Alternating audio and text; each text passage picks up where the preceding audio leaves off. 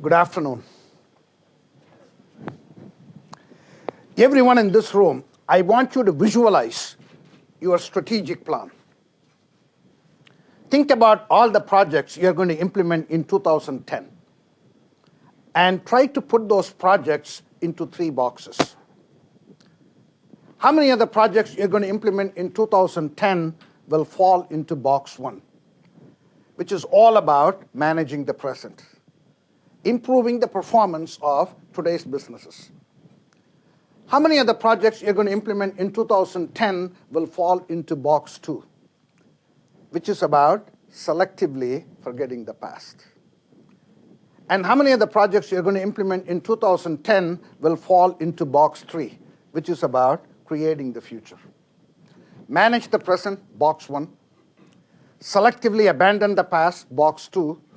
And create the future, box 3.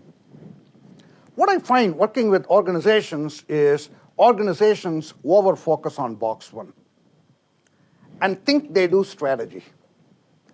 Is box 1 important? Absolutely. Is box 1 critical? Absolutely. Is box 1 strategy? No. Strategy is really about box 2 and box 3. And the challenge in box 3 is about how are you going to create your future in the year 2030. And if you want to create your future in 2030, you also have a job to do in box 2.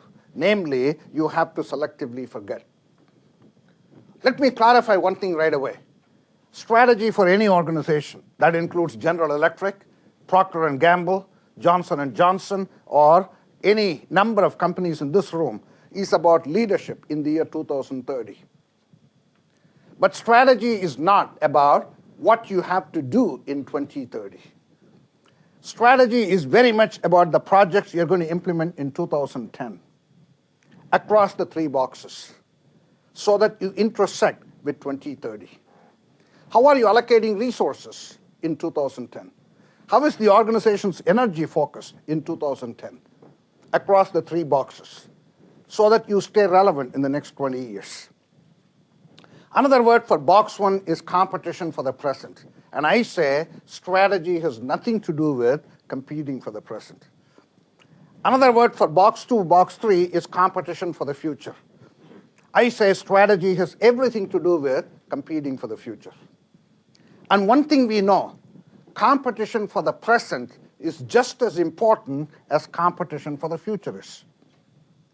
Therefore, strategy is really about how do you create your future while managing the present? How do we shape the evolution of 2030 when you're squarely implementing projects in 2010?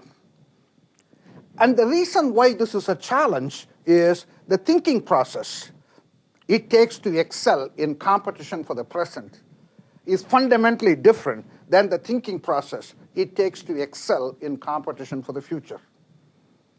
Yet in 2010, you better have projects in box 1 targeted at 2010. But in 2010, you better have projects in box 2, box 3 targeted at that future.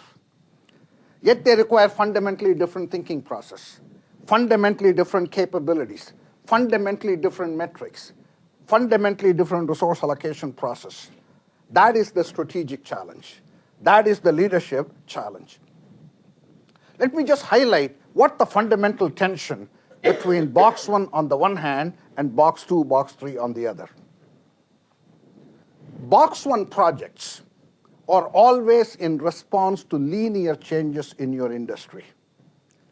Because the changes in the industry are linear, the organizational response would be incremental improvements in your current business model.